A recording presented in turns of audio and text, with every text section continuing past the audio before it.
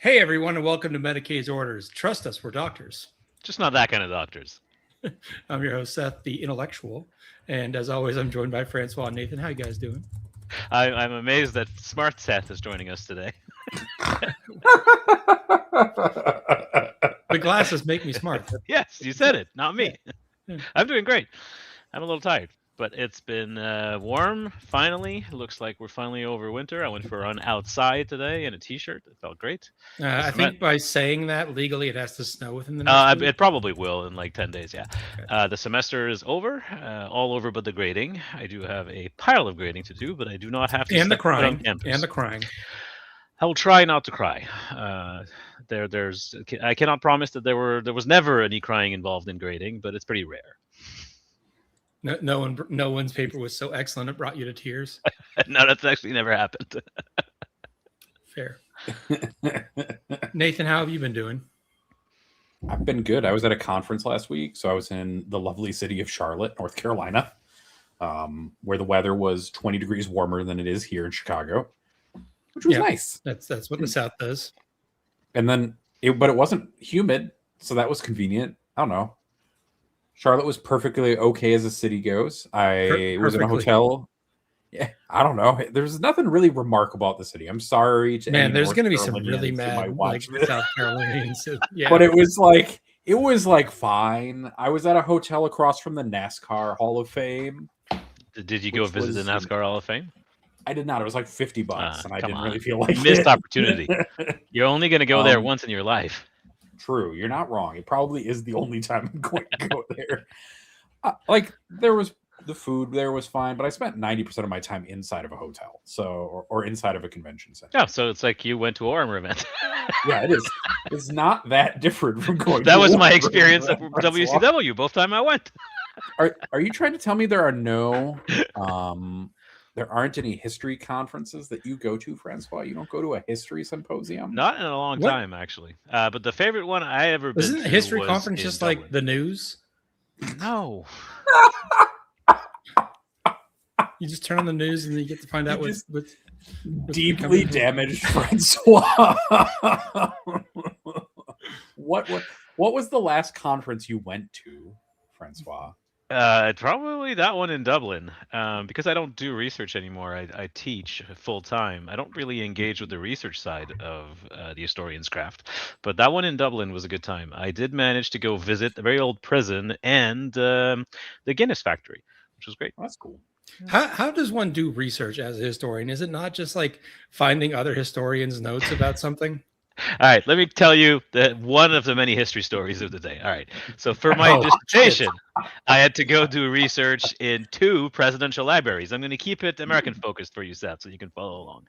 And so, hey, I am an intellectual this week because I also went to the British National Archive and the French National Archive and the French Foreign Ministry archives. But in the United States, I had to go to the Kennedy Library, which was easy. It's in Boston, where I lived, but also the Eisenhower Library, to get access to the Eisenhower presidential files. And because your country is so special this way, the National Archives are not centralized in DC. There's a thing called the National Archives, but all the presidential documents are in the various presidential libraries.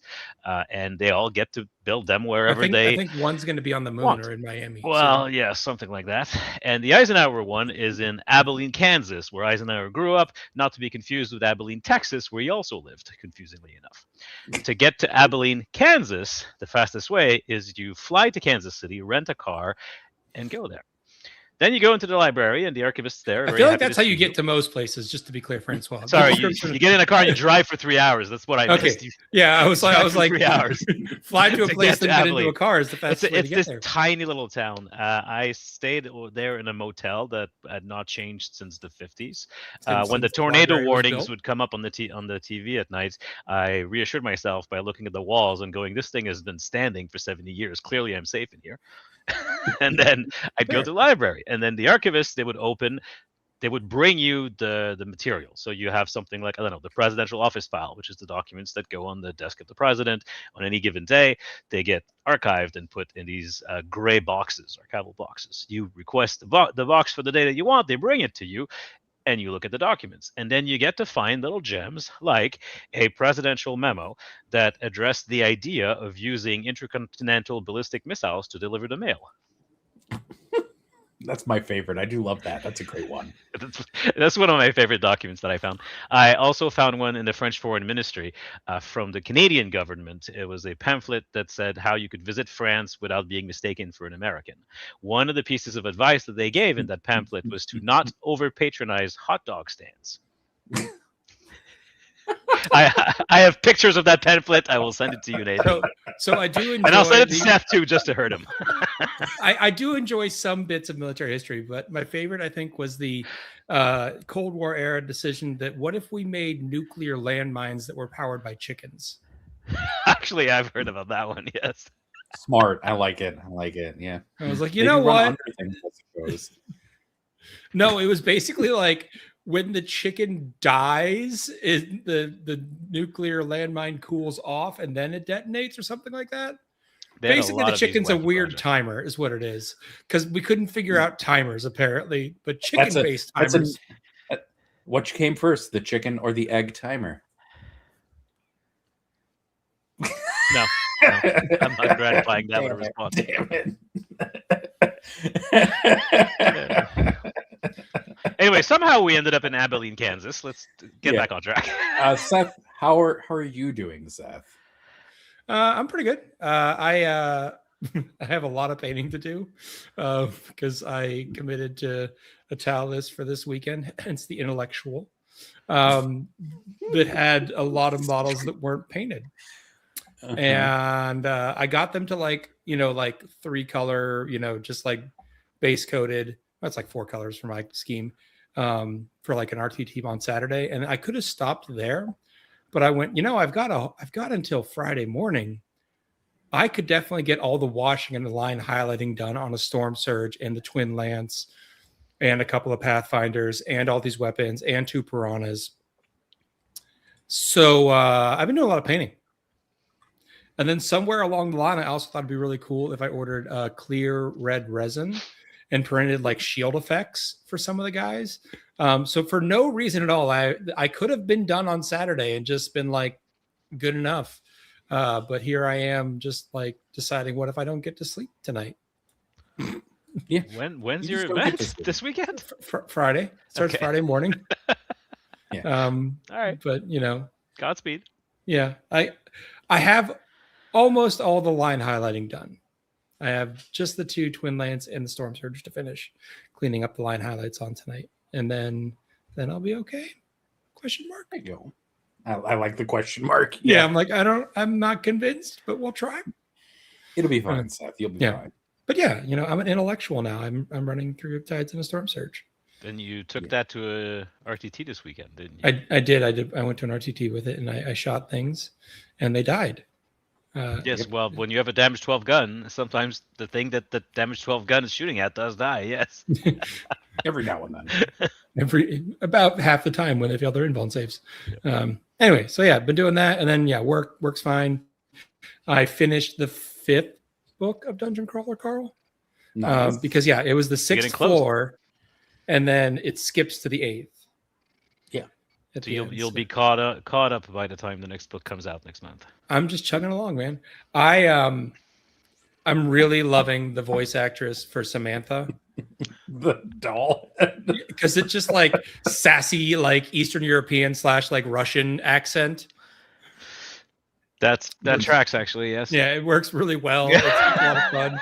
They like the audio like studio company that's on it has like also continue to try to improve the production quality of each book. So like this book, which is now the 6th, I guess, they've added like when they do like the text chat voiceovers, they've added like echoey reverb to it. Fun. And like this is like the like floor where there's like card battling. So they've added like definitely not Pokemon background fight music. I love that actually. That's so it's just like it's amazing. Legally distinct. Legally distinct, game. but I get you. Pokemon lost their trademark battle for the trademark on summoned monsters fighting. So They don't have that patent, so it doesn't even need to bother with being legally distinct. Anyway, Dungeon Crawler Carl continues to be fantastic. There was a sale on Audible, and I picked up basically all the Caiaphas Cain novels. Nice. So that'll be like on my queue after I get through, whenever I get bored with Dungeon Crawler Carl, which isn't happening. So I'm sorry, it's not happening. I'm on book 8 of the Cain series now. I'm on the one at the end of the second omnibus. Okay, I'm at the second one of the third omnibus now. That's the one when he's the one so the one I'm on is when he's teaching at the. Yes, that's a good one. Yeah. That's a fun one. I've read this one before. I'm just rereading it because I got motivated by Francois telling me about it. I've actually been spending most of my time reading a book about the history of potatoes, which Seth looks very much like a potato right now. But what is potato head? That's true. Yes.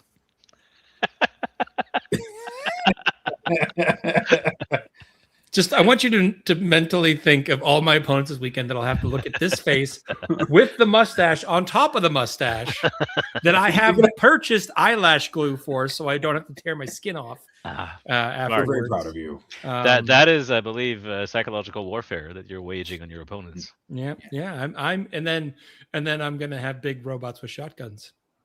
Yes, very intellectual. I know, most intellectual. I also did an RTT this weekend. Actually, I almost forgot. Yeah. It was all of 2 days ago.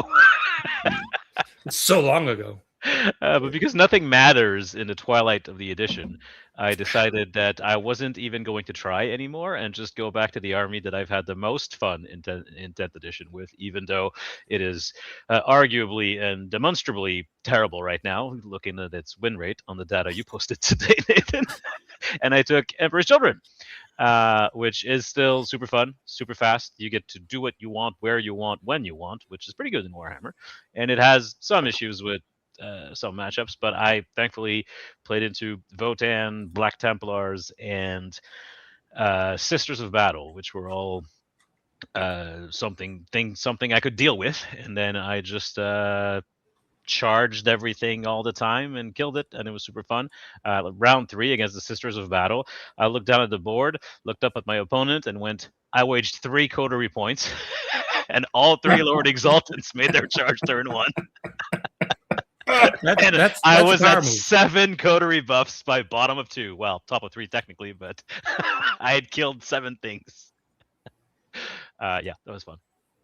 You know what happens when you have a Demon Prince that has lethal sustained crit 5s up with 7 coterie buffs? It can sweep with its 14 attacks and hand your opponent 22 wound saves. That is a number. I don't like That's that too number. many. That's too many. I mean, I didn't need 22 wounds to go through, but it sure was funny when it happened. And so I can't wait to do that again, but with Defilers. Yeah. That army becomes so much better with Defilers. Have you got your hands on Defilers? I have pre-ordered Defilers from my very reliable source, so yes, I will have Defilers. I will have 2. I almost regret not ordering 3, but I ordered 2 Defilers, 2 Mutilators, and 1 Craven? Anyway, that guy. Dude McBob. Yeah. Dude McBob the Iron Scary-looking dude that makes the Mutilators better. It works. Which makes the second squad of Mutilators a dubious choice, but whatever. I'll have them for spares at some point. Yeah. They might make Mutilators good in the next edition. You never know. I mean, I think they're actually decent now. It's just that the scale of power leveling right now means that you look at that edition and you go, okay. I know where you want to go, Francois. 200 points is too many points. 200 is too many points. You're complaining about power leveling and power creep and scale of game. Just hit it. Well, I thought we were going to wait a little bit more than that. We got to wait a little bit more. No, there's one more thing. So for Dungeon Crawler Carl. Oh, yes. The author has been getting interviewed a lot recently because he's on tour for the new book. Mm-hmm. And he has said officially that there are only 10 books in the series. So we are almost done. Ah, excellent. He said he's wrapping it up at 10.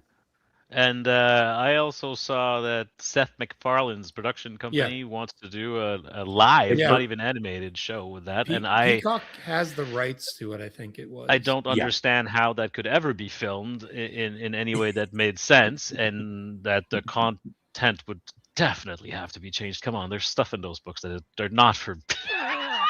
I mean, TV. Not for the faint of heart. Yeah. Yeah, I mean, although to be fair, I did watch The Pit yesterday, and I saw some stuff. you can Look, definitely. So I was at this wound healing conference, Francois. You don't have to tell me about things you can't unsee. I just watched the latest episode of The never Pit yesterday seen. as well, and I don't remember anything particularly that bad. Well, there was the guy's hand was pretty gnarly, and then the other guy's face. Listen, you already know this. It doesn't take much to gross me out. And you know this because you keep sending me gross pictures of teeth. It's just Seth, and that's because I said tooth fairy once made of teeth, and Francois and Seth was like, I know what to do with that. It kept me up at night. I'm serious. My tism locked on, it engaged, and you guys have had to set new rules for the private chat. We've had to rule that Seth needs to put spoiler tags on any gross pictures so that I can choose not to click them. Yes, exactly. You have to let the historian who's only used to books deal with book levels. Listen, the worst thing I had to deal with in my PhD research was the purple fuzzy mimeograph reproductions of documents in the French archives. You don't know what a mimeograph is? A French? No, and I don't understand why it would be purple or so fuzzy. It's basically an older type of photocopying documents, but they turn out fuzzy and purple, so they're very hard to read. Oh, like the text is fuzzy, not like the literally text is growing fuzzy. like fuzzy. No. I too was picturing like a piece of like. Yeah, I was like, it was like carpet. Velvet. Like, I was like, what the fuck are the French doing? Read the carpet to get Listen, the French are printing. The French archives are weird places. I have stories that I will not tell tonight because that would take too long. But it's that's the worst I had to deal with. It was hard to read pink text. Fair. I mean, over the weekend I had to deal with a lot of debridement and healing debridements. Yeah, I know what that is, but I don't want to think about it. It's bad. Yeah. And yet I watched The Pit. You do. Sometimes I'm watching The Pit with my wife, and I'll go like, "Yeah, are you ready for the finale of the season? The season finale this week on very Thursday. Very excited. I also finished the second season of Landman while painting. Landman. Yeah, it's Is it about like Texans and? No, why am I blanking on his name? I don't know. It seems like it would be about Texans and oil. Yeah, it is about Texans sound and like oil. that to me. Oh, it is about Texans and oil. All right. Yeah. There you go. Billy Bob Thornton. That's who it starts. So basically, it's like Billy Bob Thornton is like a landman, which is basically like below the president of an oil company that kind of just manages the region and all the crews in the region for an oil production thing, and all the nonsense he runs into with like bullshit, and it's just him being like super duper Southern and super duper angry for like 90% of the time. I love it. And then his ex-wife that becomes his new wife is just like the most like stereotypical like trophy wife that's also like raging bitch when people don't do what she says, but in a hilarious way. Like she means well. Like she like decides that her and her like obscenely hot daughter are going to go volunteer at the local nursing home, and she's like, holy fuck, this is depressing. I'm going to come here and party with the old people once a week. And then like the police show up and they're like, why did you bring booze to all the old people? And they like try to like detain her. And she like kicks the police in the balls and, goes off on them like, self-defense style, So she's meaning well. She's here. I'm trying to keep the old people happy and keep them company and have some fun with them. And who gives a fuck if they have a margarita, and then kicks the police officer in the balls. Okay. It's a fun show. I caught up on Invincible. That's what I did also this last week. Oh, I did that too. Invincible's great. You guys just watch the same thing. Do you just like link we've established this? We share one brain cell. We do. One brain cell? The same brain cell. I feel like between the multiple PhDs and the fact that you guys didn't really know each other until after the PhDs. Francois, what year were you born in? Let's just 1981. Okay. It's too far before me to be my long forgotten twin, unfortunately. He's just your big brother. It's true. I'm surprised you were able to watch Invincible like a couple weeks ago. Animated gore doesn't bother me. It's funny. Interesting. Got it. Okay. See, no, that is not permission. No. That is not. Do not get ideas. See, the amount of it in that episode of Invincible has made me flinch because it's like, wow, we're just going. Well, it's also so absurd that it's easy for your brain to detach from and accept that it's not real. Seth's like, yeah, unreal, huh?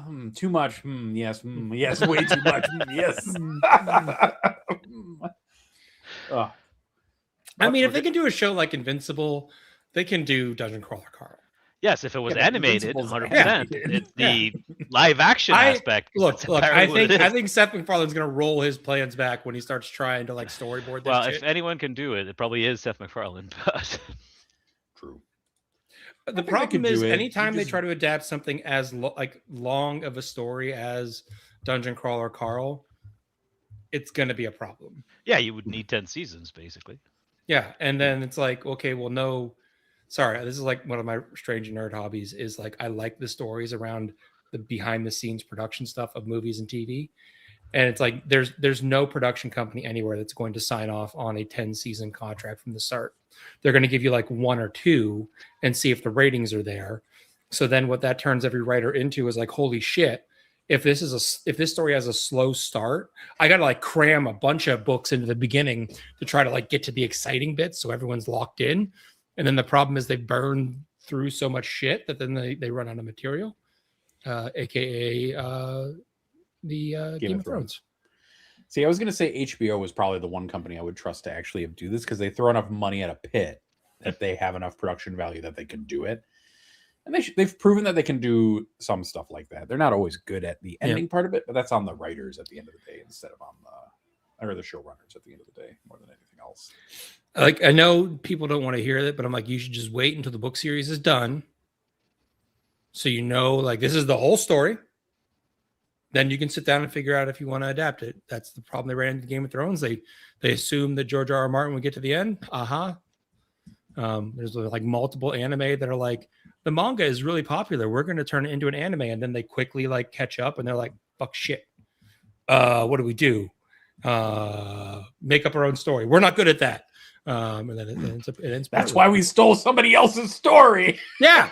And to be clear, like I use Game of Thrones as an example all the time for this because I'm like, the skills of take the George R.R. Martin novel that has tons and tons and tons of extraneous characters, and that book series is not well edited, and cut them down to what you got on the TV show is an important skill set. It is a completely fucking different skill set from make up the fucking story. So it's like, you know, like for several seasons, these guys are like, we got to hack and slash and cut this apart and then reassemble it back to the same story, but with less extraneous bullshit. And they got good at that. And that's why you got good ratings. And then they got to the part where they were like, okay, George R.R. Martin gave us like bullet points and we have to fill in the gaps and fuck, we don't know how to do that. So then the pacing got all fucked. Yeah, it happens. All right. Now we can talk about. Now that we've not 40K'd long enough, we can let Francois go. All right, so let me limber up here. So we got to talk about this weird boy, while Francois limbers himself up. This weird boy is great.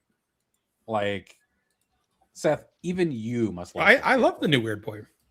Like, look. I don't love the paint job. He's great, but I do love the model. Yeah. But like, he looks really cool. I hope he has good abilities, and I have a reason to put him on the table. Yeah. He does look like he's perhaps on a humongous base. Yeah. For a weird boy. But that's okay. That'll make the AOS war chanters that everybody uses as proxies fit better on a larger base because they're kind of big. Yeah. I mean, I have like 3 war. No, I use the weird knob shamans. But they have the big gas coming out of the skull on the stick. Yeah. I've got like 3 of them. I've got 2 of the metal weird boys. Like, I don't need more weird boys, but I've already committed to 2 of these boxes, so I'm gonna have 2 more fucking weird boys. So GW, find a reason for me to have 8 weird boys, please. Okay, thanks. Bye. I don't think any of us need any Warhammer if you want to get philosophical about it. you're allowed to buy things just because they make you happy, Seth. It's true. You can just do that. Seth's like one weird boy short of a weird boy tattoo. That's what it is. It's not the most redundant model in my collection. I think that's War Bosses. Actually, I think I found the perfect tattoo for Seth. So there's the old Gaskell Uruk Thraka model, the old metal one. The one with the crab claw? The one with the crab claw, and he's like short and stocky. But have him be done in color like the model, and then on a forest green painted rimmed base.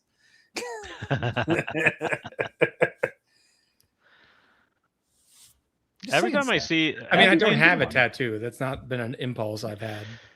And the bases were goblin green, not forest green, Nathan. Yeah, get it right. My sincerest of apologies. Forest green, goblin green. Look, if you're going to claim to be old like the rest of us. It is just Warhammer paint now. We're long past the days of Citadel or Games Workshop. Wow, listen, before I was Citadel, I used to be Coat d'Arms, I think. Or did Coat d'Arms... Yeah. Was that Coat d'Arms made the paint? Made the paint. Yeah. They made the paint. I do know that. I don't know if it was also the name of the paint line at one point. That's some old man lore that we're doing right there. Back in my day. The first box that I got as a teenager was the Fantasy 2nd edition, 3rd edition. No, it was Fantasy 3rd edition. The one with the elves and the goblins, and you had cardboard models on little bases. Do they have AARP up in Canada? We call it something else, but yes. And I'm about to turn 45, Seth, not 65. Oh, okay. All right. Got it.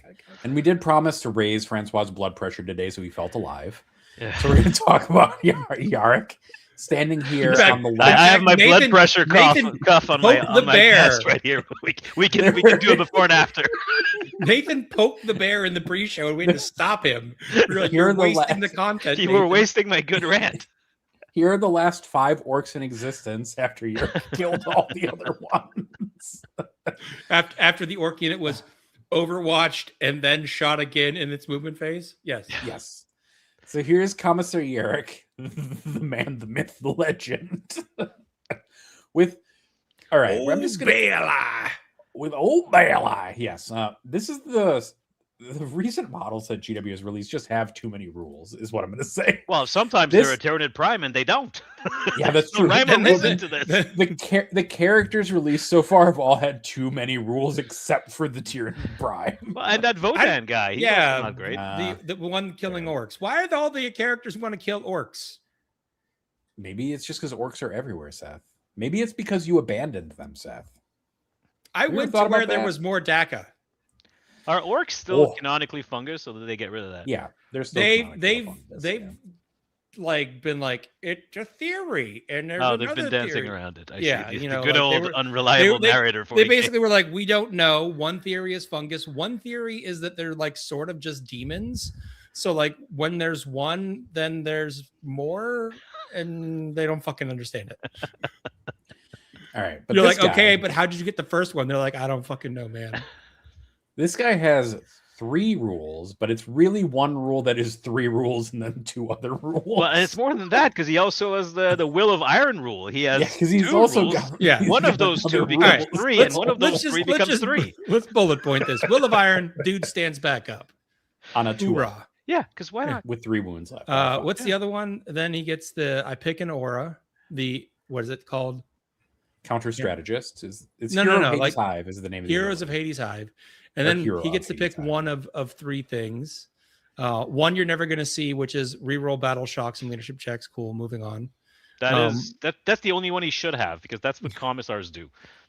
Yep. One is what if I gave an order and then it splashed to every other unit within 6 inches of the unit I ordered. Yep. Yeah, seems fun. I've been told guard don't have enough way to make orders. Well, those guard players are liars because whenever a guard player tells you that guard has a problem with order economy, you know they're lying because I've played against guard a lot and I have never seen that happen. Okay. And now that I got the boring I'm going to start the rules, rant right now. You know Yeah. what? 'Cause I got the why? boring rules out of the way. Now you can talk about counter Why does strategies. the order that says it should be 12 inches just is actually 24 all the time? Because they always have a Voxcaster in the unit. So it's never actually 12. It's always 24. If it was 12, you could at least like there'd be some positioning involved. They would have to plan instead of just going, oh, I need this order there. So of course I have access to that order when and where I need it. The order system, it upsets me greatly. All right, we'll take us then through the last counter one. strategist. Come on. Yeah. Come on, buddy. Okay, well, that's the one that's actually upsetting. The order one's bad enough. I got the boring ones out of the way for you, so now you got the meat. Okay, so this one, it's super fun because it's also mega complicated and people will do it wrong all the time. So that always adds flavor to a rule, right? When people are going to be cheating the whole time for some reason, accidentally. So that one. It's a superior strategy. Right. If someone is set up or ends a move within 12 of Yarrick's unit. Now, keep in mind, this man can attach to a 27 model unit. So his unit can be literally everywhere. So whenever someone ends a move within 12 of that unit, not Sets the model, up or ends. the unit, yeah. Okay, all right. So yeah, that could be deep strike too. And either that unit, because he's within 6 of himself, or another unit within 6 and visible to Yarrick himself, so that's a different set of conditions, can either reactive move D6, super fun, charge, so they gave them the Spectacle of Stride stratagem, but not for 2 CP, for free, yeah. Or shoot, because an activation of shooting, a full one, not Overwatch, not on 6s, a full shooting activation in your opponent's movement phase is super balanced and a great thing, and the game needed that, of course. So I mean, at least it's hard to like not switch orders. Like if they've defensively ordered their unit, they can't switch it to a good shooting order, right? Well, if only rules as written, it didn't work with Snap to It, which is also a completely crazy stratagem, then you would be right. But as written, there is a way to make it work with Snap to It. I'm pretty sure it's not intended. I mean, they could just snap to it, the Scion unit. Yeah, the Scion unit. But what you're talking about is you can actually snap to it the decisive command thing that splashes an order. Now that one, I hope it's not intended and it's going to get fixed. But yeah, it's so. The other thing is this counter stratagem triggers at the end of the movement phase, right? Uh-huh. So you have complete knowledge of where your opponent's ending up. So it's not like, they're not like Overwatch. Sometimes people are like, I have like flamers. Yeah, you can't. They're like, all right, I'm gonna put this little unit out. Do you want Overwatch? And then like you're like, no, I'm gonna hold the Overwatch for like, well, then fine. My important unit's gonna stand behind the wall. Like, yeah, they can't bait out the reactive move or the charge or the shooting. It's okay. You have done your whole movement phase. I now have perfect information. I can rapid ingress a unit in to a position to then do this thing. Yeah, because it would work if Yarrick's unit is on the table and you rapid ingress Scions within 6 of them, I think. There might be an ordering thing there. I'm not 100%, but it's either like way. End of phase, so it's just like whatever order you want it in. You're going to end up with Scions, Yarrick leading Scions. So most of the time it's going to be his own unit doing the thing. But there are also cases where, what else is regiment? Armored Sentinels. What else is regiment? The horses. So you could get charged by horses in your own movement phase. Like, why? Yeah, it'd be a real shame if you got charged by horses in your own movement phase. Yep. The other thing is, like, at least the only good thing about this is they limited it to regiment keyworded units, which means things like Rogel Dorns can't do the shooting. Okay, yes, fair. But he can order them though, because he gets to. That's another thing we haven't mentioned. He gets to give orders. He can order them. Which wasn't means that just like him and Lord Solar now? Yeah. Yep. Cool. And Lord Solar, those two. Old man who refuses to die. And so that means that if you want to bring regular Dorns instead of Dorn commanders, they still get orders because that guy's there and yelling at them. And let's be honest, the way that GW has been costing things, he's going to be much cheaper than Lord Solar, I would bet. And he's much better than Lord Solar in every single way. For one, he can actually go through walls. Playing against a guard player that has Solar and a giant Cadian blob is very funny because the Cadians can go through the wall, but Solar has to go around. He's like an anchor, like a ball and chain. You want to hide Solar anyways behind that wall. Let's be honest. You don't want it visible. He's gonna die, and he doesn't have the ability to get back up. But yeah, I mean, Guard in general as a concept is an absurd army. Like, why do they save like Space Marines, hit like Custodes, get rerolls, get extra OC, teleport guys when they die? Because I just love a Guard player rolling hot on his plasma weapons because there's no downside, because they're just going to come back next turn. In fact, there's upside because if you now need them on the other side of the unit, they're just going to magically teleport there. That's another fun one. Well, it's my not point so much is, they magically teleport; it's they pick up the dead guy's gun and throw it to the other side of the unit. yeah, but the guy's not dead anymore. They come back to Well, life. then the new guy joins the unit and he catches the gun. It's Different just guy. like someone yelled at them real good, and now those Scions are hitting you on 2s, rolling 1s, and then another guy yells "snap to it" to them, and all of a sudden they're saving like Space Marines. We need to go So back to the days. What we're hearing of is, in order to mortal become a wounds Space spilling Marine, you on just them. need someone to yell at you real good. Apparently, peer pressure does work. That is proven. Also, in case you were wondering, he does have old Baelai, which is 2 shots. That's kind of cool. I'll allow that one. Precision glare. Yeah, precision glare. I hope it's that's precision. really cool. I'm gonna allow. I have no issue with that. He does have a power claw that he hits on 2s with, making every orc sad. Yeah, I Yes. saw that. I was like, you son of a bitch. Every orc is like, why can't I hit on 2s with Yeah. my power claw? Also, just to, yeah. It's better than a Space Marine with a power fist. Yeah, sure, why not? And he somewhere has a power sword on his model. I don't know. Yeah, but you can see it's on his belt. Actually, he has to drop his Stormbolter to pick it up. But He picks up this power sword with the claw. God, And then hits people with the sword being held by the claw. Amazing. Yeah, I like the Francois' like emotional journey of like last week being like, man, these K novels are great. It almost makes me want to play Guard. let's say that I sold my Guard army, and I'm glad I did. I do like the aesthetic of Guard and the lore of Guard. My favorite 40k series is probably Gaunt's Ghosts, Dan Amden. So I like Guard, but when I tried playing Guard, I did not enjoy the playstyle of Guard, which is why I sold my Guard army. But also, every time I play against Guard, I get upset because what is this? Well, it's not like there's any like good Guard players near you or anything. Well, yes, I only live next to, in between Nick Jagiello on one side and John Winter Russell on the other. 2 of the best players in Canada who both play Guard. Just get them to play something else. Yeah. And then I have another very good local Guard player who's also on Team Canada, but he plays Tau instead these days. Oh, like an intellectual. Got it. Yeah, that's because that's much better, because there's nothing I love better than getting piranhas shoved up my deployment zone turn 1. That then suicide into one of my good units, and then the entire rest of the army gets rerolls against it for CP, because that's super fun. I love the subtle racism of that strat. That strat is like the subtle racism in the Codex, where they're like, any Tau unit except Groot that dies, we get mad about. We don't actually care about the Groot. You kill Vespid, we get mad. You kill Groot, we're like, it works on Vespid. Yeah, it does. They're a Tau Empire unit. Does it work on Groot Hounds? Anything with Groot, it doesn't work on.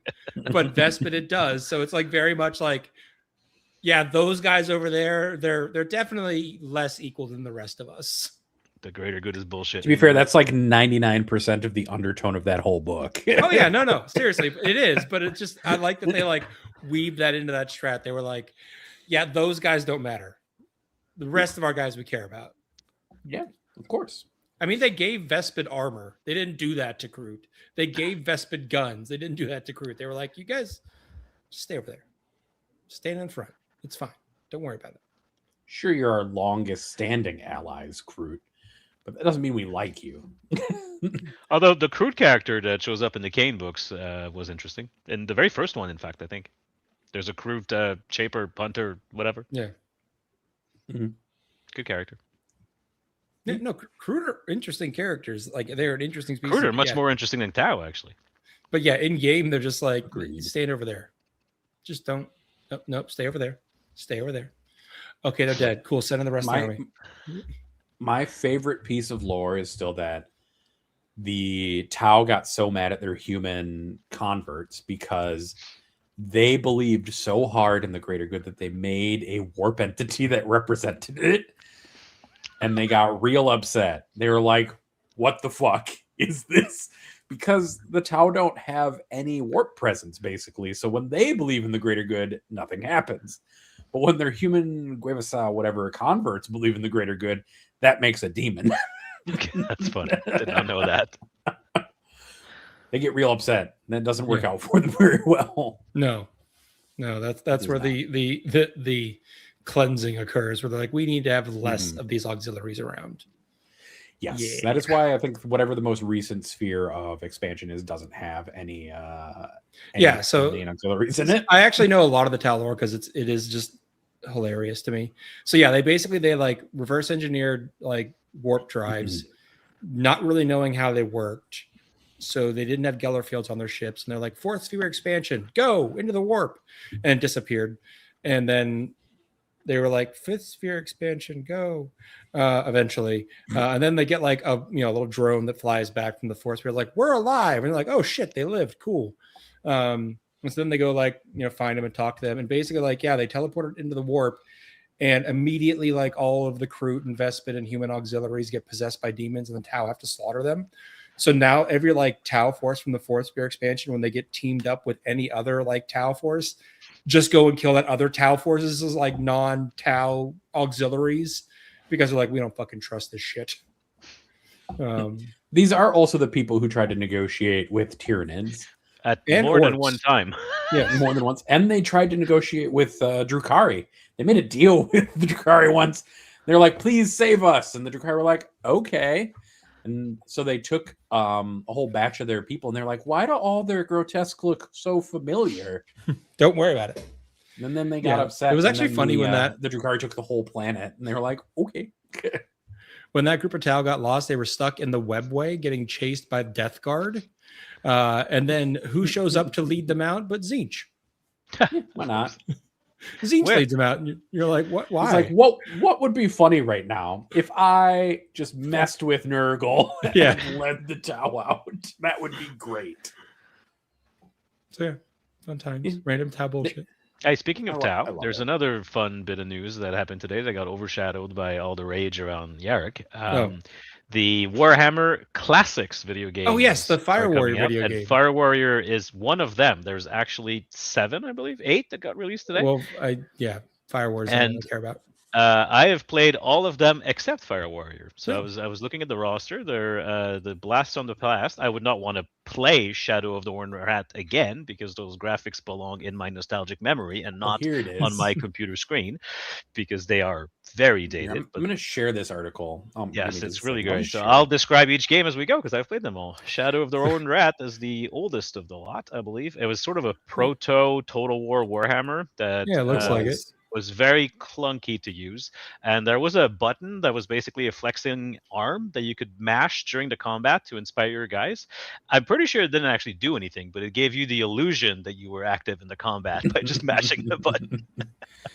But that's a game about a mercenary company that has to save the old world, basically, and it's a Skaven conspiracy in the background, as indicated by the title, but you fight orcs a lot, actually. Orcs and goblins a lot in that game.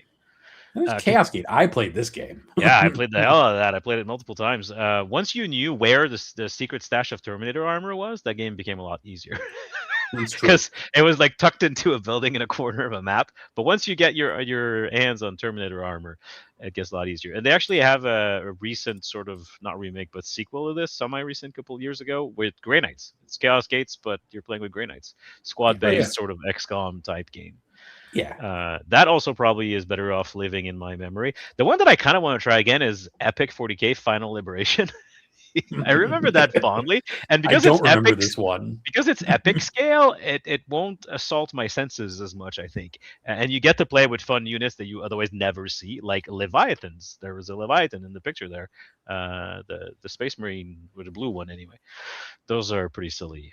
Rights of War. Yep, this was like a Civilization 2 clone. It was not a Civ clone quite. It was more like a Heroes of Might and Magic clone, I think. That's true. Yeah, that's actually more reasonable. They're very similar games, mind you. They can be, but there's not much actual city building. It's more about the units. That was cool. You played the Eldar, I think, in that campaign, or you could anyway. You did. I think you only played Eldar in that one. Yeah. That's the one I've never never Fire played. Warrior. Never played Fire Warrior. I played and beat it I played it and beat it a long time ago. I can specifically remember playing it, but it was like I had it on the PC, and like originally it had some fucked up graphics. So like there were levels would load and just none of the textures would load. So you were just trying to blindly feel your way through an invisible maze. Didn't work out well. Another ringing endorsement there, Seth. Eventually, I got a patch that worked, and then I can't remember if it was on PS2 or PS3, but I played it on PS2. One of the two of them. Yeah, that was the one I played it on. I played it on console.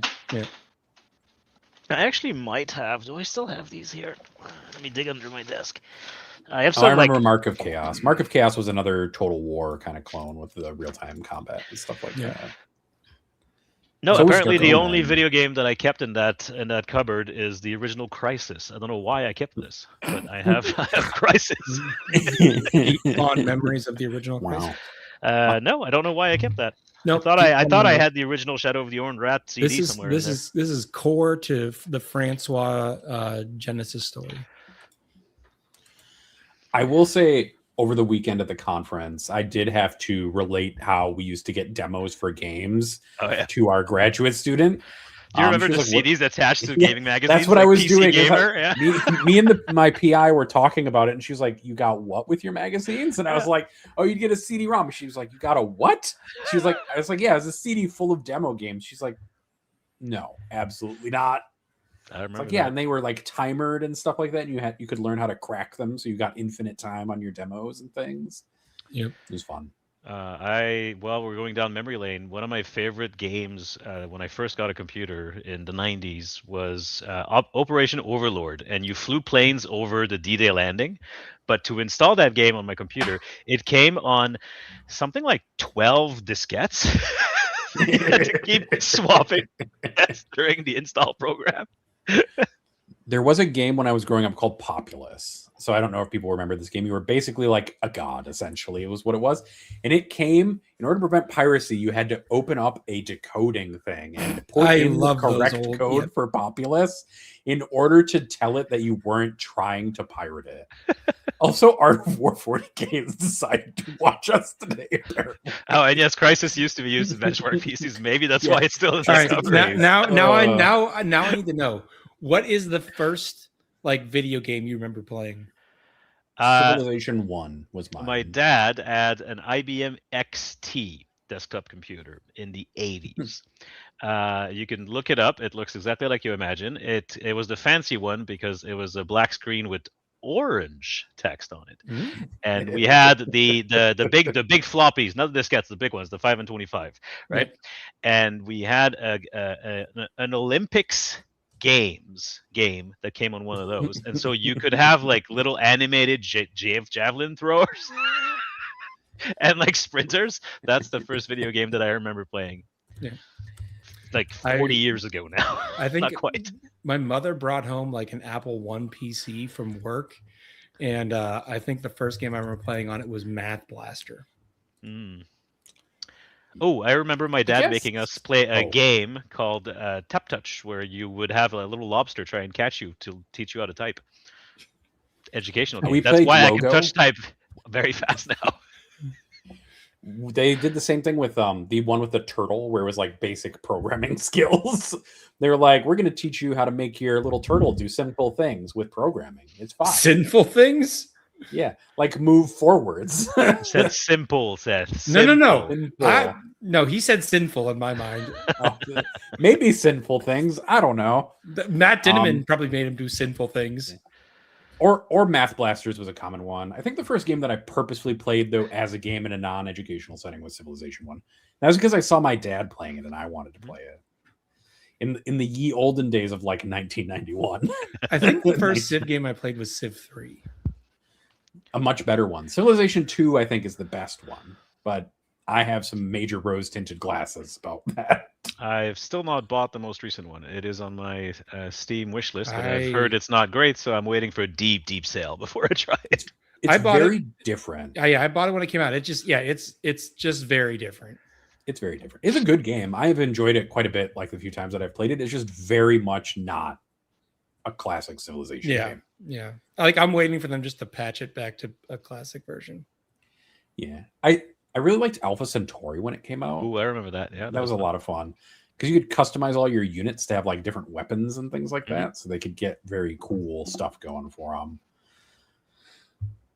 Oh damn! I remember going to from a 90 megahertz to an 133 megahertz computer so that I could play StarCraft on it. That was a big upgrade. Yeah. Getting from the 386 to the 486 was a big upgrade back then. Back when we hit when the first 1 gigahertz computer showed up, we were like, "It's over, guys. We've done it. we've achieved final form." I was teaching my media and politics in American history class. The last meeting was today, actually, and the last meeting we talk about the election of 2008 and the role of social media in politics. That's sort of a new thing at the time.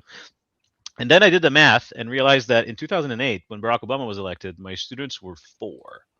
Yep. This is why I'm glad I'm left academia. You just left it. Yeah, no, and I don't have to have that experience. That was like a month ago.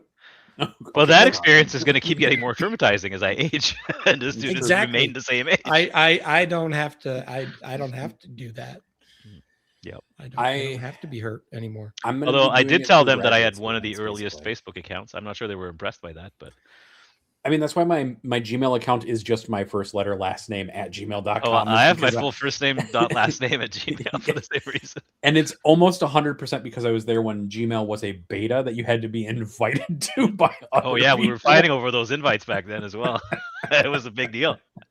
It does mean that every once in a while I get emails from France about my alpage in the Alps, and basically those are places where the sheep go to graze, or the cow go to graze in the spring, and you can rent that out. And so a notary in France for years, almost every year, is sending me an updated contract about these alpages of mine, which are obviously owned by another Francois. No.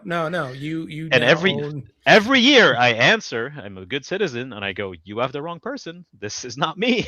And every year they write back and say, "Oh, sorry, thanks for letting us know." And then the next year I get another contract. I think you should just sign one of those contracts. Yeah. Or just try to negotiate. Just sign it. Send the check to this address. Yeah. This is now my alpage. Send the check over here. That's fine. I get a lot of emails for other people. Like at one point, somebody put in my email for their like kids' little league baseball team or something like that. That's funny. Then another point, they used an email address similar enough to mine for Domino's pizza delivery. So I got their pizza delivery orders for a while. Confirmation emails coming through. Oh, it was like, did you pay for the pizza? Because it was no, it's just confirmation emails, and it doesn't happen anymore because I started replying to a bunch of the emails being like, please stop sending me these things. I don't want them. Give him free pizza. There was one time though where I was very tempted to be like, can you please stop using my email address for your things on it in like pepperoni or something like that. Did you hear about the stolen semi-tractor trailer of KitKats? Yeah, the $500,000 heist. Is that like the maple syrup heist from a few years ago? No, this was this year. This year, okay, before Easter in Europe. Apparently, someone just stole a whole semi-truck of KitKats, which then this was like right before the end of March. So like KitKat put out on social media about it, that it happened, and everyone was like, "Ha, early April Fool's joke," right? And they were like, "No, we're fucking serious. Someone stole an entire 18-wheeler of KitKats." The logistics of fencing that match KitKat. So that's what they've done. They basically have been like, "Hey, warning to retailers: you might find our product through non-traditional distribution networks, and you can go right now if you want, Francois, and take the barcode of your KitKat and stick it into a website to see if it's a stolen KitKat." And now the theory's running around. They're like, this just might be clever marketing. Yeah, it could be guerrilla marketing for sure. Because now people are buying KitKats and sticking them to the website. Just to scan them. but it was, the estimated amount was over 400,000 bars. That's a lot of KitKat breaks. And I want to imagine that this is like a scene from like Fast and the Furious, where like they think they're cracking it open and they're gonna get like gold, and they just get chocolate. Yeah, do you remember that the first Fast and Furious movie was about a DVD player heist? No, sir, that was TV DVD player combos. That's right. I forgot about that actually until just now.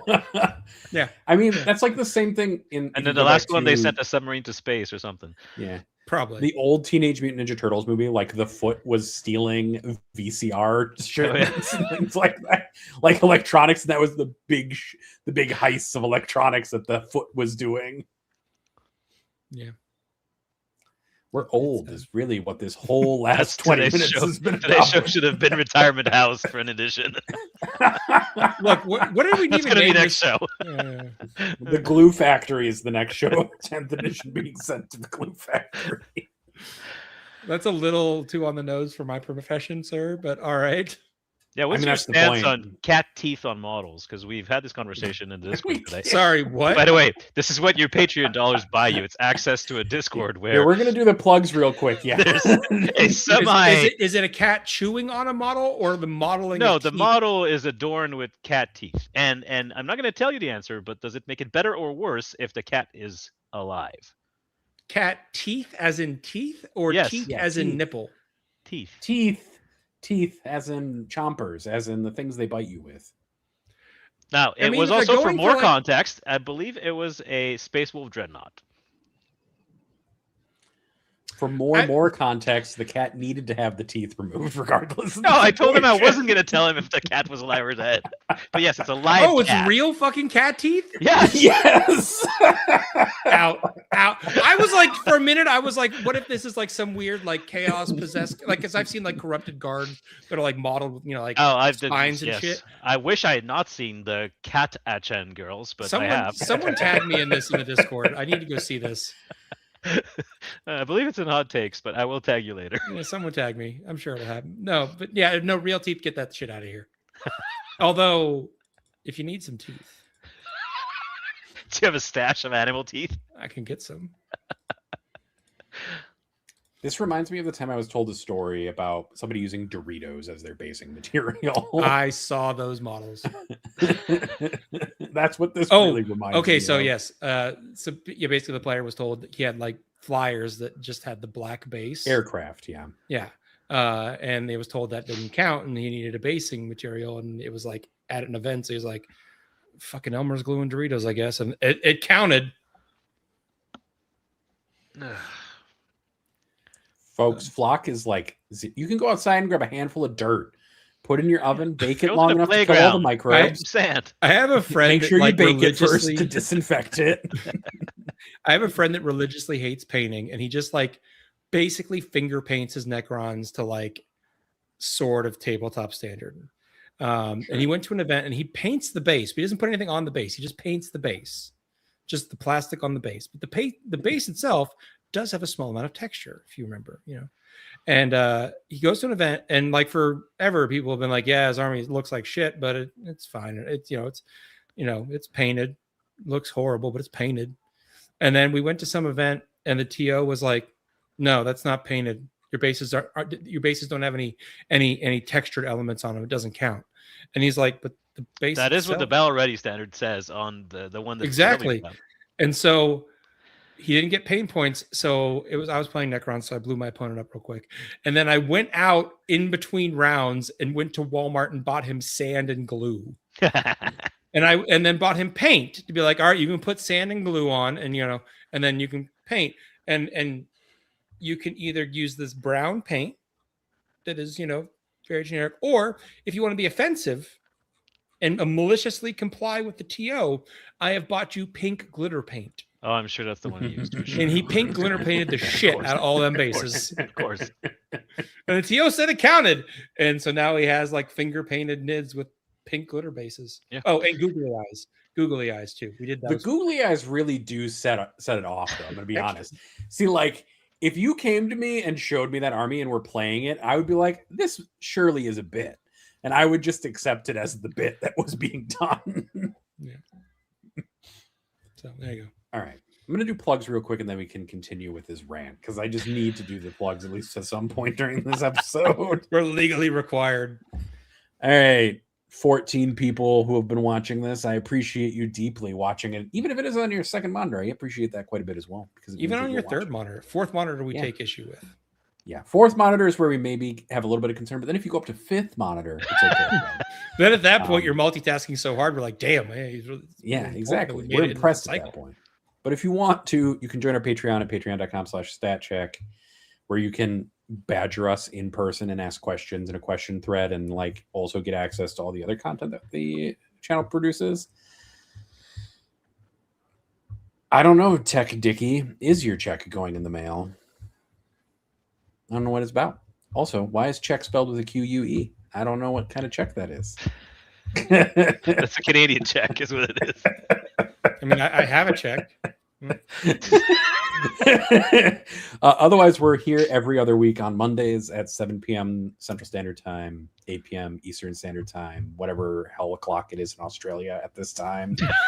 Whatever hell time it is in the down under. Yeah, that's it. That's all I got. Florian from Dungeon Crawl Call is Australian accent. Yeah. They give him an Australian accent even? Amazing. They do. They make the crocodile man Australian. Yeah, of course. He just needs to play the "my knife is bigger than yours" trick on somebody at some point, and he's really will have done it. Call that a knife? This is a knife. Yeah, that's what I got for my Australian accent. That's it, guys. I don't have very much for it. And we've offended a whole new group of listeners. If this is what offends the Australians, we've set a really low bar, Australians. Just putting it out there. That is what it is. This bar is too low. All right. Seth, please continue telling us about travesties of the hobby. So in the vein of real teeth on a model. Yeah. The first GW store I ever played at was right after I got out of school and I moved to Baltimore. There was a good local GW store in Baltimore that I was playing at. And there was an individual that had a corn army that mixed his own blood into the paint. Nope. And they had to ban him. They were like, no. No. That reminds me of the guy who had not surgery. Okay, bro. The guy went on Reddit and was like, yeah, so is everybody cool if I took a piece of my skull from a surgery and put it on my bases as basic material? And I was like, I get it, but please don't put your biological materials and infectious things onto your things. Yeah. No, don't do that. Don't do that. That's a no. I get it. I understand it. That's super cool that you did that. I don't want it near me because I don't know where it's been. Well, it came out of his head and then it went on his base. I don't know where his head has been. Well, the skull has been under the skin the whole time, hopefully. This with the glasses is a very funny conversation. Yeah. Guys, did you know that there's a spooky skeleton inside of each of us? Yes. Yeah. Did you? That's what makes anybody who could control bones way more powerful than you think, because they could just pull that skeleton right out of you like a sack of meat. Yeah.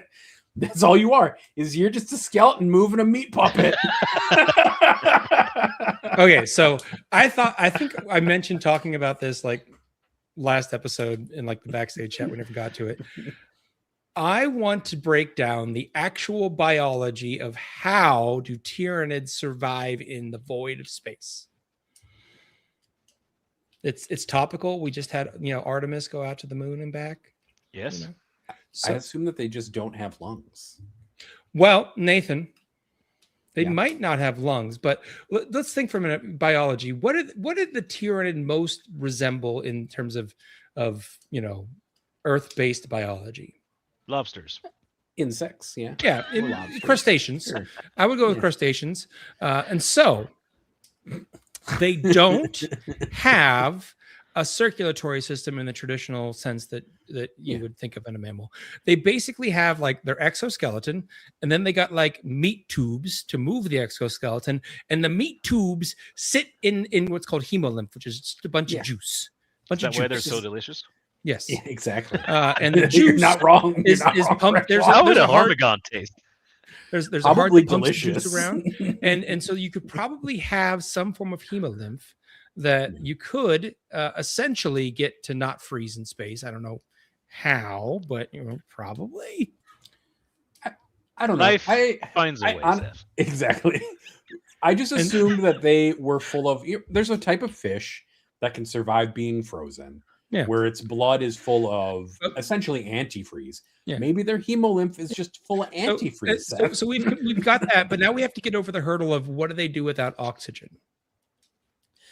They're like Viltrumites. They just hold their breath really, really, really well. They just have really strong oxygen retention in their hemes. Yeah, so we could have that. Or follow me here. Sure.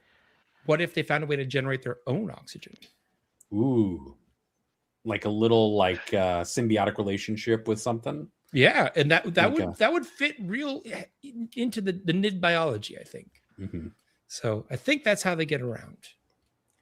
I prefer to think of all of my Tyranids as just pure utility. They lack any non-essential organ system. So, yeah, I mean the bioships are just that the bioships are specialized. I survive space, I get you from point A to point B. Then we make the new Tyranid warriors and the new Hexagrins, whatever. And then we poop them out on the planet. But if you've played Battlefield Gothic, you know that the big Tyranid ships, they don't just go from point A to point B. They can fight you as well. Yep, they're monsters. They can eat you. But I have a much more important question. Of all of the Tyranid monsters, which one would taste better boiled with butter? Rippers. No. So, hear me out. No, that's all fucking body meat, and that's trash. Rippers are like what the goose that's been overfed on liver, foie gras.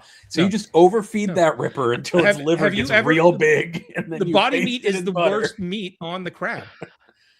Clearly, the best meat is the claw. Therefore, it has to be the thing with the biggest claw, which is the horospex. Okay. Yes, I think that makes sense. Yeah, we've solved it. Going for biggest claw. Do the Norn queens not have the biggest claws? No, they have scythes. Also, when you're buying lobster, a bigger lobster is not necessarily better. I once, a couple of years ago, made the mistake, because I live in Canada, of confusing pounds and kilograms. I remember this story. Happens a lot. And so I thought I was buying a 1 pound lobster, but I actually bought a 1 kilogram lobster. And it was a very big lobster with a claw the size of my hand. Lobsters are effectively immortal, right? Yes, I killed an ancient lobster. Yeah, they don't undergo telomere shortening. They basically just hope that they don't fuck up in their molting process and die. If so, if they don't fuck up, they just get to live forever. It's true. Right? They just get to keep molting forever. Well, until we eat them. To be fair, the size limits in the United States exist where there's the sweet spot, and you're not supposed to catch things over or under certain sizes. Have you met rednecks?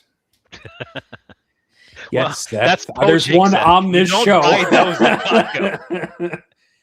Although, Seth, I will say that your redneck has become red face.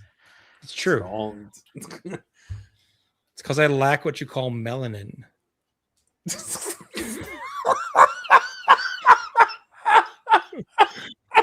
Why did that break you? You could put some bronzer on your face. No, I refuse. I'm not making a political statement on this show. Okay. we could get WWE wrestler tan levels at least, well and truly bronze statue. Yeah, get in one of those cancer booths as the tanning salon. Cancer booths. Again, lack of melanin. I'm probably already got skin cancer on the way, but they've taken lumps off me before. Oh yeah, I had to get checked for skin cancer a couple of months ago. That was super fun. One of the joys of aging. Yeah, I got this weird spot on me. I will confirm that the biopsy, I did not in fact have skin cancer, and it was just a very dark mole. Nice. That's what you want. That's what you want from the diagnosis. Got it. Yeah. That's the French just coming out. That's what it is. Okay. French are evil, according to Nathan. Sure. Yeah, I mean, he does have an anti-French bias whenever he does the weekly stats, because he has to figure out what the French language detachment names mean. There was a funny moment today in our backstage chat where I was just like, Francois, what is this? No idea. That conversation now makes more sense now that I'm paying attention to it.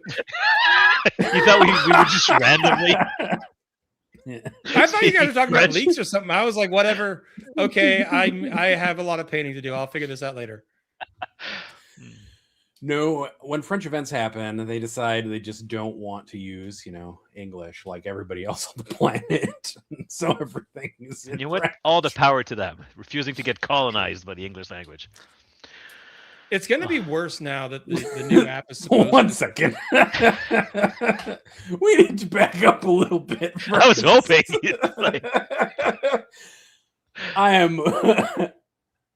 I'm not going to say that's the pot calling the kettle black.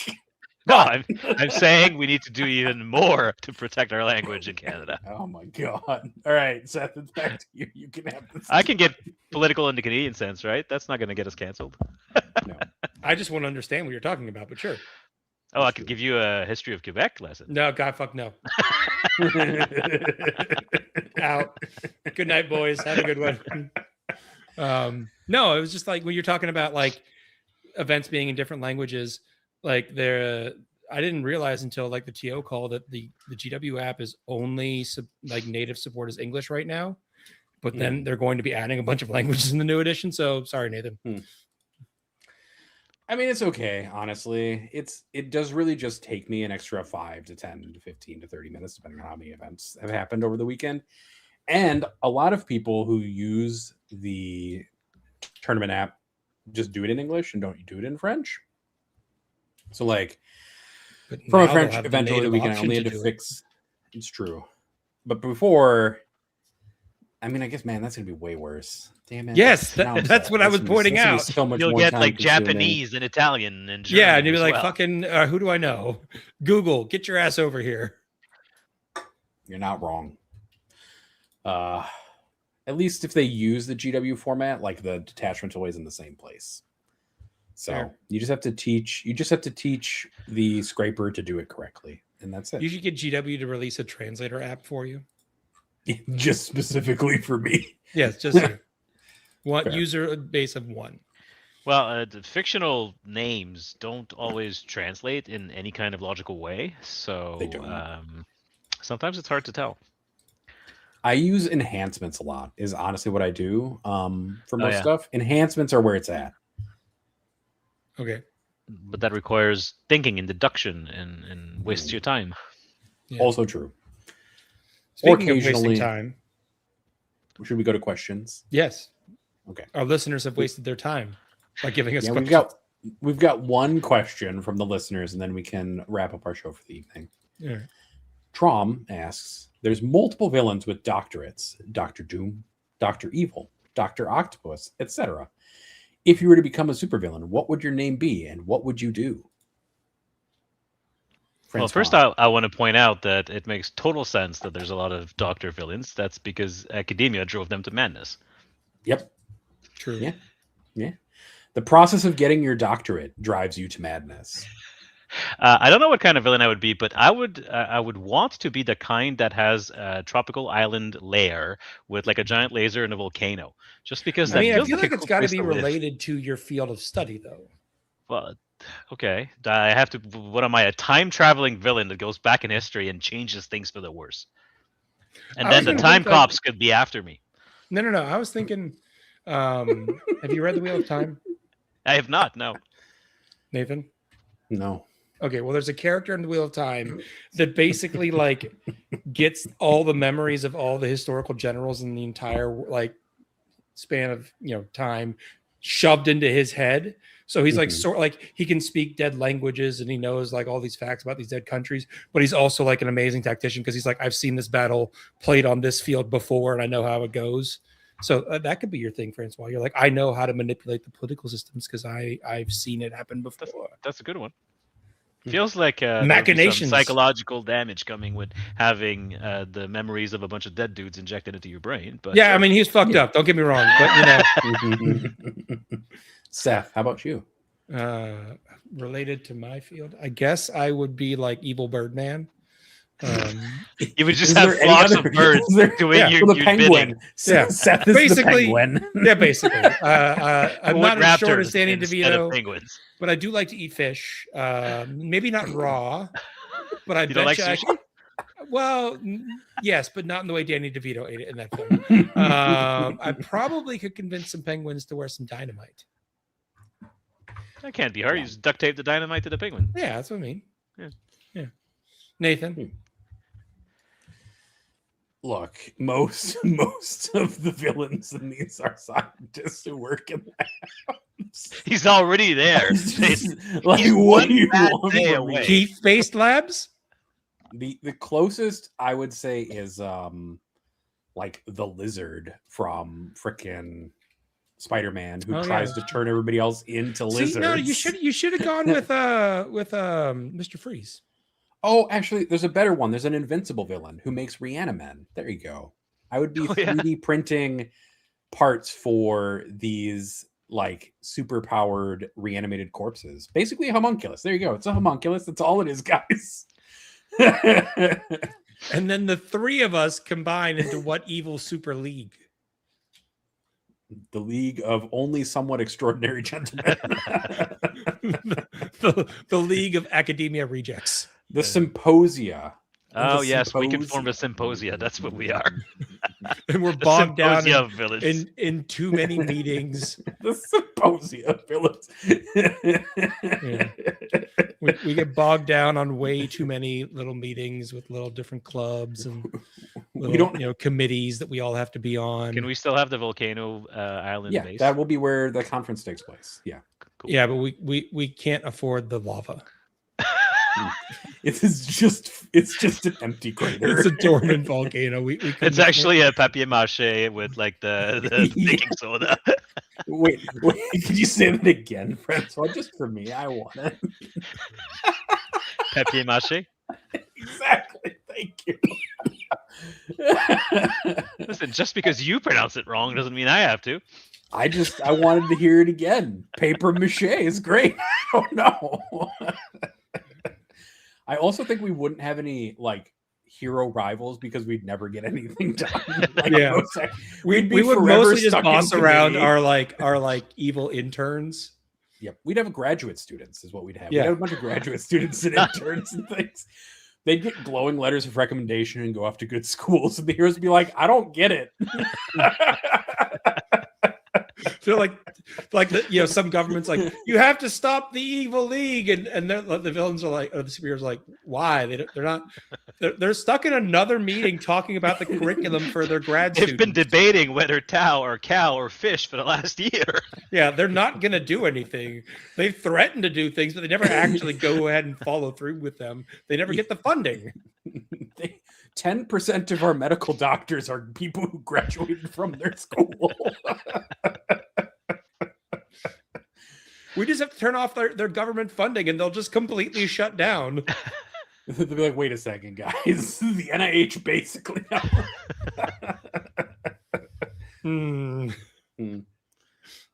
So we've made our own evil villain university. Excellent. I've got mustaches for us to twirl for when we're in person in Ottawa. Excellent. I'll bring my glasses as an intellectual. I keep getting tricked out by them, like similar to how some species have adapted spots to make themselves look big. Seth has adapted to wear big glasses to make his eyes look bigger and threatening. It's like that moth that has eyes on its wings. Yeah, exactly. That was it. Yep. All right. Do you have a history fact for us as we trail out for today, Francois? You want more than the historical archives of the ICBM? I do. And the purple fuzzy. I could tell you about the failed nuclear reactor that was just 3 dudes and one killed himself and blew it up. What? Again, I do know some history. So in Cold War era, we United States was trying to figure out how to make really small nuclear reactors to power very remote bases to like monitor the Soviets, like way out in the middle of nowhere, Alaska, where you have no power infrastructure. So they were like, all right, here's the deal. We're going to make these little nuclear reactors. They're going to be fucking tiny. So we don't have like any of the mechanical bits to make these things run easily. So nuclear reactors work by having basically control rods, which are rods that slow down the reaction. Okay, cool. So you pull the rod out, reaction goes faster, makes more energy. You pull the rod out too much, it go boom. You put the rod in, it slows the reaction down. You put the rod all the way in, it stops the reaction. Cool. Normally, these rods are moved by big fancy machines because it's like move it a centimeter to start the reaction, move it 10 centimeters to blow this thing the fuck up. So not a whole lot, and they're big and they're heavy. Okay, cool. So they're like mini nuclear reactor. We ain't got the space or the money to make the mechanical shit. So we're going to start these reactors by a dude goes out, stands over top the reactor, and pulls the rod up manually by hand. Cool. That's how it's going to work. I love it. Problem. There's a lot of debris in the channel, and sometimes the rods get stuck because reasons. And so they've been known to stick, and you got to give them a little tug, really get it out of there. All right. So the reactor is can be run by two guys, but in this particular morning there are three, because one is the reactor tech, one is his boss, and one is the trainee. And the boss is saying, I want you, the reactor tech, to go in there with this trainee and show him how to start the reactor, and I'm going to observe because that's what bosses do. Side note, the day before, the reactor tech found out his wife is having an affair with his boss. So no one really knows if reactor tech just said, fuck it, and pulled the pin out and blew the whole thing up and killed all three of them, or he got stuck and then just accidentally pulled, an inch too far and then killed all three of them. But we shortly decided after that as a country that maybe we shouldn't have nuclear reactors that a dude has to stay on the top of and pull a rod out to make them work. And so that project got scrapped. There was a lot of wacky stuff during the Cold War. Yeah. So, They tried making a nuclear-powered nuclear missile, but then they decided it was a bad idea when they realized that it would irradiate everything in its path that it flew over. Slight problem. Yeah, just a tiny little one. Yeah. Little problem. It's fine. Everything's fine, guys. It's okay. You can trust your government. It's fine. we definitely never tried some shit.